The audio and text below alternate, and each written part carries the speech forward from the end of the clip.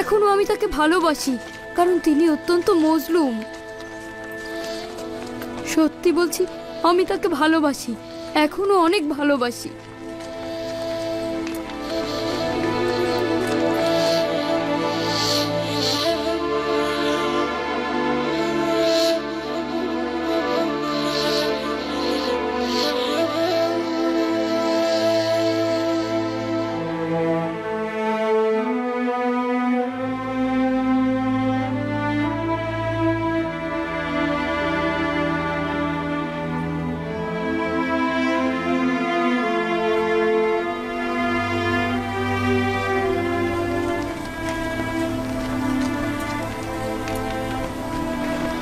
আমরা এখানে এলাম কেন জানি না, আমার তো এখানে আসার কোনো ইচ্ছাই ছিল না।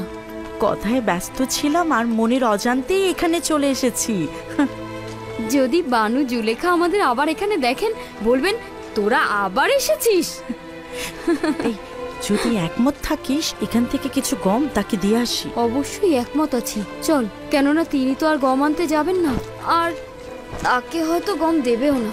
আমি তো ভয় পাচ্ছি তিনি কি খেয়ে বাঁচবেন। চল চল দেখে আসি।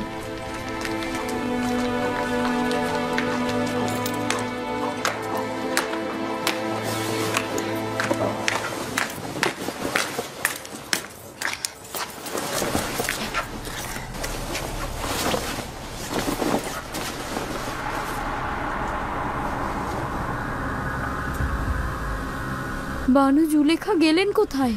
জানি না, সম্ভবত রাজমহলের বাইরে আছেন।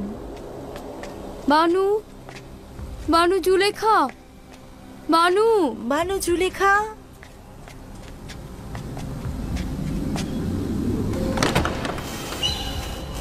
বানু, বানু, বানু, বানু, বানু, কোথায় আপনি? বানু জুলেখা, বানু, বানু কোথায় আপনি? বানু, বানু, বানু, বানু জুলেখা, বানু।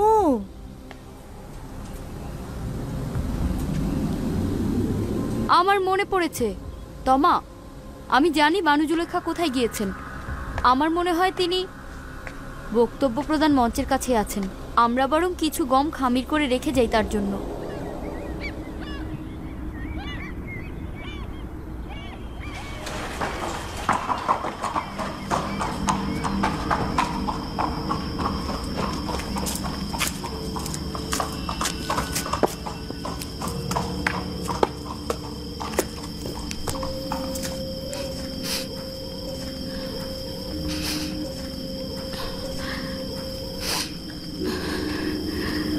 তাজা রুটির ঘ্রাণ।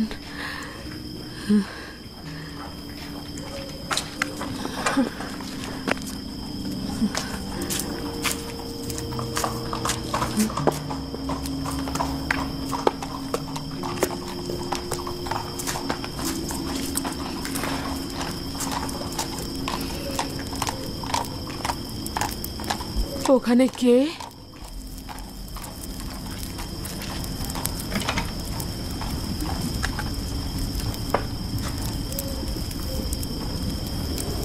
জিজ্ঞেস করছে এখানে কে? সালাম বানু, খোশামদীদ। পুরো রাজমহলে আপনাকে খুঁজেছি। আপনার জন্য গরম রুটি প্রস্তুত আছে বানু। জানতাম আপনি ফিরে আসবেন, নিঃসন্দেহে ক্ষুধার্ত। আপনার জন্য তাজা রুটি ভেজে রেখেছি।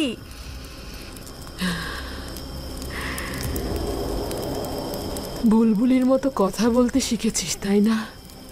কে বলেছে তোদের এখানে আসতে?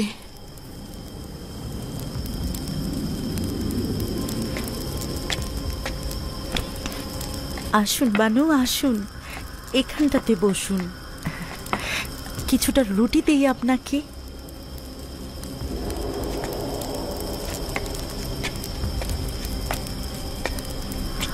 মনে মনে ভাবছিলাম আপনি হয়তো ক্ষুধার্ত। কিছুটা গম পিষে আটা তৈরি করেছি আপনার রুটি তৈরির জন্য, আর কিছুটা গম আর আটা ওখানে রেখেছি। আমরা আপনাকে একটিবার দেখার জন্য এসেছিলাম, এখনই হয়তো চলে যাব। কোনো দরকার নেই যাওয়ার। মানুষ কি তার নিজের বাড়ি ত্যাগ করতে পারে?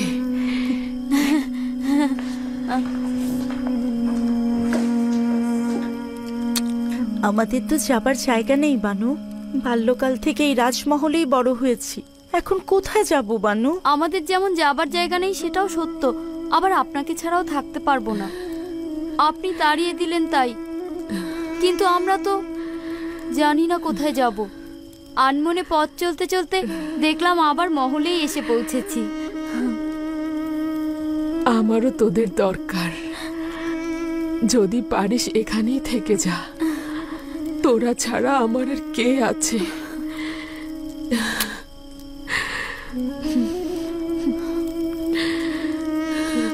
আচ্ছা বানু, বললেন না তো আজ কোথায় গিয়েছিলেন?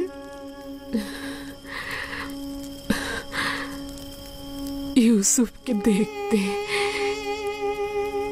ইউসুফ? হ্যাঁ, ইউসুফ। আচ্ছা, তাকে দেখেছেন? হ্যাঁ, দেখেছি, খুব ভালোভাবেই দেখেছি। যতবারই ইউজারসিফ নামে ডাকলাম শুনলই না। ইউসুফ বলে ডাকার পরে শুনে ফেলল। ও আমাকে এদিক ওদিক খোঁজা শুরু করলো। তিনি কি আপনাকে দেখেছেন?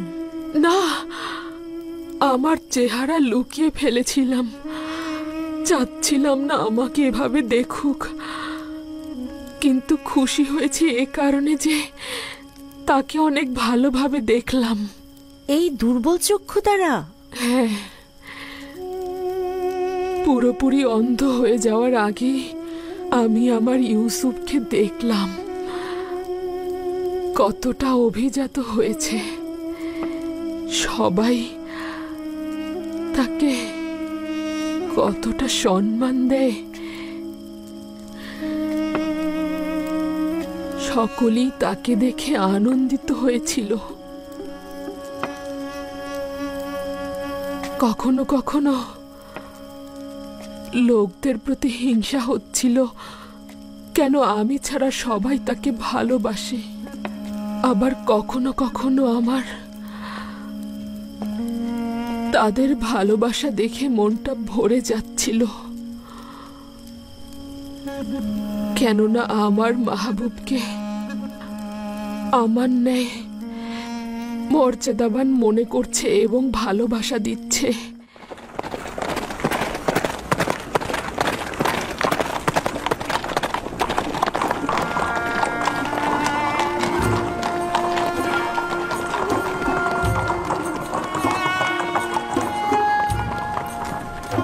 তোমরা গুদামগুলোর দিকে যাও।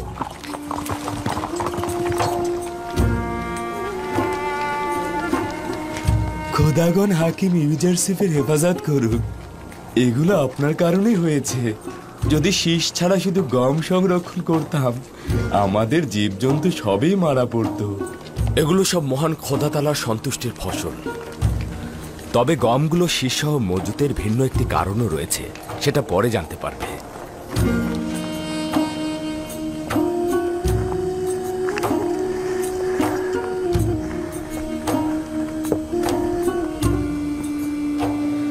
ষাট বোরা পরের জন মেবামুন, উৎপুর সন্তান। সদস্য সংখ্যা 7, 15টি ভেড়া, 2টি গরু, 7 জনের জন্য। 70 বোরা, 70 দেবন, ঠিক আছে? আর পশুগুলোর খাবারের জন্য 2 ঝোপা 20 দেবন, সব মিলিয়ে 90 দেবন। দেবুন নাই। স্বর্ণালঙ্কার বা রৌপ্য কিছু? আমার কাছে তো ওগুলো নেই, তবে গরু ও ভেড়া রয়েছে। নেবেন? নেবেন? কোনো সমস্যা নেই, গরু ভেড়াও নেওয়া যেতে পারে। শুধুমাত্র দলিলে লিখে নিন এগুলো মিশরের হুকুমতের সঙ্গে সম্পর্কিত। তবে প্রাণীগুলো মালিকের নিকট থাকবে এবং তিনি তার রক্ষণাবেক্ষণ করবে। তার মানে আমি ভেড়াগুলোর বিনিময়ে গম পাচ্ছি এবং আমার পশুগুলোকে নিজের কাছে রাখতে পারবো? হ্যাঁ, তবে মনে রাখবে সেগুলো কিন্তু মিশরের রাষ্ট্রীয় সম্পদ। হুকুমত যখন যে মুহূর্তে সেগুলো চাইবে তুমি তখন তা দিতে বাধ্য থাকবে। শুক্রিয়া আলী জনাব, আপনাকে অনেক অনেক শুক্রিয়া। এর চাইতে উত্তম কি আর আছে? আমার যে কোনো একটা গরুর বিনিময়ে আমাকে গম দিন। বলুন আমাকে কোন দলিলে স্বাক্ষর করতে হবে? শুক্রিয়া আলী জনাব, শুক্রিয়া, শুক্রিয়া আলী জনাব। খোদা তোমার হেফাজত করুক। যদি দেবন না থাকে তাহলে অবশ্যই স্বর্ণরৌপ্য গ্রহণ করবেন, আর যদি স্বর্ণরৌপ্য না থাকে তাহলে ভেড়া ও চতুষ্পদ প্রাণীও গ্রহণ করবেন। তবে প্রাণীগুলোকে কিন্তু তার মালিকের নিকটই রাখবেন। যদি চতুষ্পদ প্রাণী না থাকে তাহলে বাড়িঘর ও জমিজমা রাখবেন। দলিলের মাধ্যমে বাড়িঘরের মালিকানা থাকবে রাষ্ট্রের, কিন্তু তারা সেখানে থাকতে পারবে। যাওয়া যাক। আমি তো কিছুই বুঝতে পারছি না, এটা কি ধরনের কাজ? পরের জন এসো। আমাদের উদ্দেশ্য ইনসাফ প্রতিষ্ঠা করা, পরে জানতে পারবেন। চলো রওনা করো। এই ধরনের লেনদেনটা আমার কাছে কেমন যেন লাগছে। আপনি জনগণের জমি জমা ও পশুর বিনিময়ে গম দিচ্ছেন, কিন্তু কোনো কিছুই হুকুমতের মালিকানায় আনছেন না। সবুর করুন, দেখবেন এমন সময় আসবে যখন এই মজাটাই হাকিকত হবে, যা আপনারা পূর্বে কখনো কল্পনা করেননি। শুধু এখন এতটুকুই জানুন, মিশরকে একদম ওলটপালট করে দেওয়া হবে। জুলুমবাজদের পতন ঘটবে এবং তাদের জায়গায় মজলুম ও মর্যাদার প্রতিষ্ঠা পাবে। কিন্তু এও কি সম্ভব? যদি খোদা তাআলা চান তো অবশ্যই সম্ভব।